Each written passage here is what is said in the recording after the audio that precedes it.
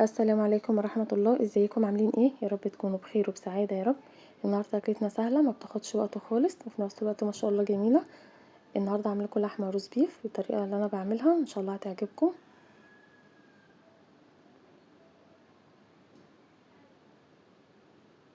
جبت بقى نص كيلو لحمة، حطيتها شطفة خفيفة وحطيت كده عليها مية، هخليها بقى تغلي غلوتين كده. بعد كده هنزل عليها بقى فلفل الوان وتوم.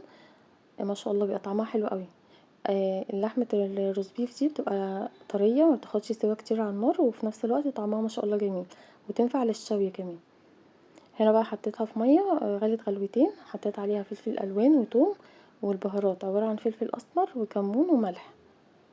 هقلبها بقى كده وهدي عليها النار تستوي على نار هاديه. بسم الله ما شاء الله بتبقى جميله.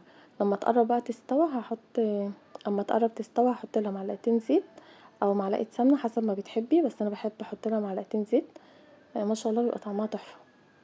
عملت بقى جنبها رز ابيض وحمرت بطاطس وقطعت خيار وطماطم. ما حبيتش اصور معاكم الحاجات دي عشان عملتها كتير معاكم على القناه، حبيت بس اصور لكم طريقه اللحمه وان شاء الله هتعجبكم. وبشكر كل المشتركين اللي عندي وكل اللي اشتركوا، ربنا يا رب يفرحكم. وبشكركم كتير ويا رب الفيديو يعجبكم، والسلام عليكم ورحمه الله.